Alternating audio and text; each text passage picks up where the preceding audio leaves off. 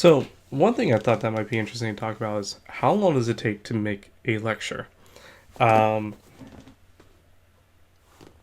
and it's not as easy as a lot of people think. It depends. It really does depend. So, my my favorite idea is that a good lecture is something that will keep a student's attention throughout. But that's changing. I think we've seen this. I saw a great um, post on Twitter from uh, Joel Tolf, he was a nephrologist who saw another post from another professor in medicine talking about a drop of basically attendance in medical schools. And that is something that I would say has been pretty bad lately. Like I know even my local medical school in our city, their attendance rates are like so low. I lived in an apartment at one point where we had medical students that lived there, and he would say they never went to class unless they had to, um, or they would get called out. Otherwise, they would stay at home and just study for their steps, and that was like their big thing. Even in pharmacy schools, I know attendance has been dropping a lot. I would say it's a changing dynamic. So for me, one of the things I've been thinking about is if I know that students can be watching me because we record lectures, how are they going to interact with that? A lot of time I'll hear the students play, videos at 1.5 or 2 times the speed just to get through it, and then they can pause, they can take notes, and I think that's a good thing.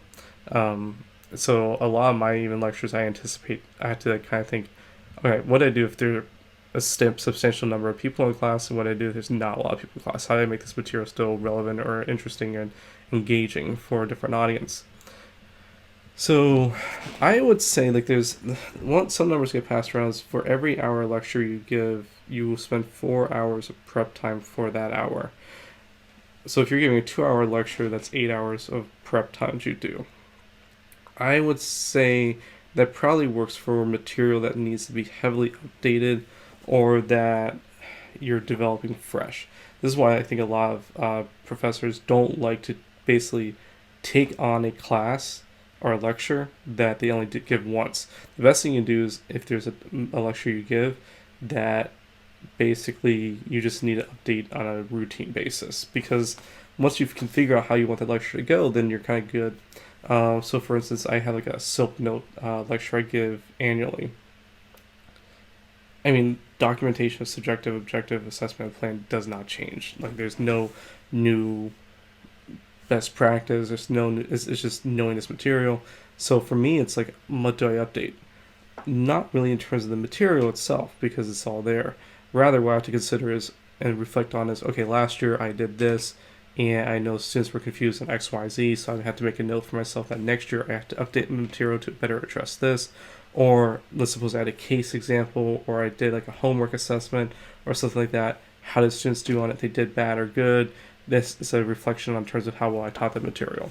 So I would say if you're giving a lecture on material that does not change or is not too heavily clinical, it's probably a lot less prep time. Then I probably spend an hour or 2 hours per hour, I mean probably even less.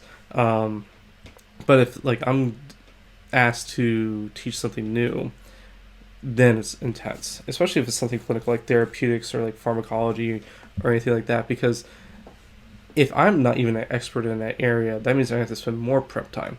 So, to give you an example, like I am still relatively, um, I like infectious disease has not been an area that I was ever really good at, and not an area that I've actually clinically had to really focus on. Like most of the stuff I do is like ambulatory, cardiology, geriatric. I don't really deal with like HIV, hepatitis patients that often.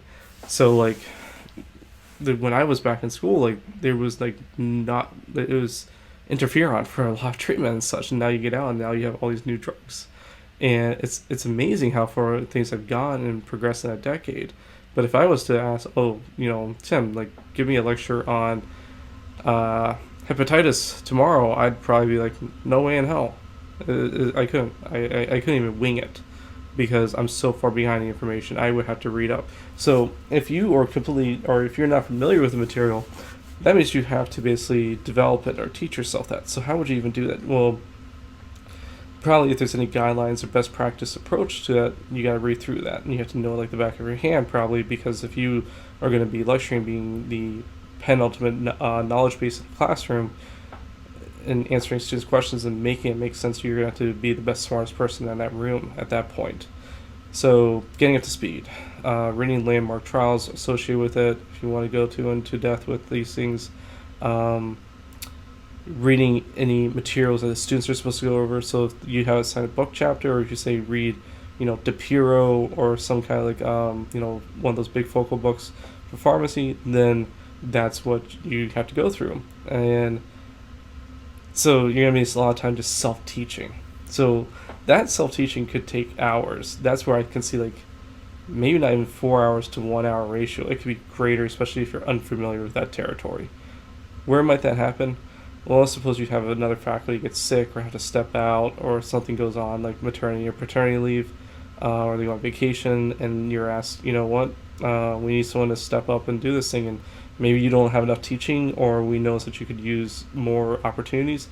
Well, here you go. So now you have maybe, hopefully, a few months lead in, so you're going to have to time how to schedule that out, but you're going to have to be self-teaching. So once you establish that you know the information, you feel confident that you know the information, now you have to think to yourself, how the hell do I teach this? So what did it take to teach yourself, who's already someone who has, finished your level of education, know where to find information, and, you basically demonstrated, as a professor, you're at that point where you can do this stuff. So what you did to get to the point is not representative of a student who, this is all brand new, has to even go through, and they have to start from step one. So I would say generally then you have to be like, well, what is the focus areas? So like, even if you spent hours trying to become a master of the topic, you can't expect the students to spend that exact amount of time, and even what they might focus on is going to be way different than what you focus on, because you still have to make sure they establish a basic level of understanding. So like physiology, pathophys, what is the epidemiology, what is complications, diagnosis, treatment, non-farm, farm, monitoring, management, etc. Like, these are things that we'll break into. So, let's suppose I was asked to teach hypertension. So for me, like, I'd be like, okay, it's not too bad. Hypertension is a pretty chronic condition I'm pretty familiar with because I deal with patients all the time. So how does it help me? One is I'm already up to date on this topic. So I already know the guidelines. I read them all the time already. I already have patients I deal with. I already know the drugs I deal with them all the time. So I would basically be like, okay, if I taught this, I already know the resources I need. So I can just put that together. So I can grab like all this data and put it into, let's say, a slide deck or an oral presentation. And going through like saying like, what drugs I want to identify and such. Like, I know what a book might say these are drugs we use and such, but I also know what is commonly used in clinical practice and like emphasize those over more. And that, I say, is like the big dividing experience versus like taking textbook knowledge versus why do we have pharmacists act as professors, is that, and have a practice site, is then we can take our own personal experiences and tie that into a classroom for students so they can actually get that knowledge and apply it. And then let's suppose we do like case-based learning for students. So developing cases, that's not hard because I have so many patients that I deal with. I could basically cherry pick and massage the information or change it in a certain way. Probably one of the biggest difficulties though is for me is I live in a world of grays. Like, there's not always a right or wrong answer. But for students in the classroom, it has to be black and white. Like, you don't want to go to an exam and be like, this answer and this answer are both right. No, there has to be one answer that's right if you're going to do like an objective way of measurement for students. For if you're doing like a simple like exam, like multiple choice or select all that apply. So you kind of have to like think how you even assess students on this kind of stuff. And then like if you do cases, do you want to do written cases? How do you build that into a lecture? Nothing is more like hard hitting, I think, for a professor, than sitting up and asking students to do some pre-reading, come to class, and you say, okay, you guys have read this, what would you do for here? And no one raises their hand, no one participates. But you may have like the one or two students that always participate. You'd never avoid that. But like engaging students. So different things that come up at my campus. I tried getting us to start using Kahoot, which is used mainly for elementary and high school students, but we found that students kind of liked it. So like different types of engagement things. Other ones are like clickers and such. Um, I'm not a big personal fan of like assigning up grade to some of these things, but if that's what it takes to get engagement for students, some faculty, I think, depending where you're at, may say we're going to do that. That's always like, how do you build assessment for students?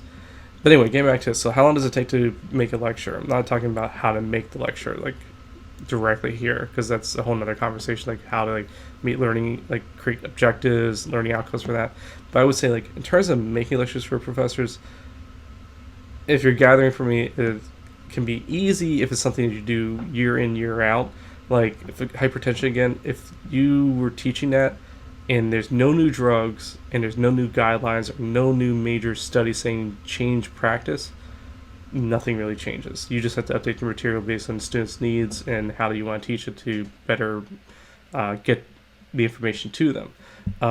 But if there's a major change in the information, then you need to go back and update it. And if you start from scratch, it's very time consuming. It's a lot of time you can spend just getting to know the information and then putting it all together and then creating that material. So yeah, and I think this is the thing that always gets me, because I'll ask students then, I want you to make a presentation and when they're on rotation and present it to us. And what I love is when you get a student who basically just copies the notes they had in class and do it, because they're just like, that's what I was taught. And sometimes what I'll do is I'll choose a topic that I know the information changed since they were taught, because that's my favorite. Because like, look, you were taught this, but the information is already outdated, so you didn't do any like independent work. And that's one thing I will come down harshly on students personally. But then you also have students that will be trying to create their own material from fresh, and either they've skipped on a lot of things or they don't even know how to organize it. So I think it's an eye-opening experience when you, especially you have a student, you say, I'm going to have you present not in front of just me and like your other peers, but maybe in a classroom or maybe in a large group, because now they have a lot of pressure and they feel like, okay, now I need to really sound like I'm doing well on this.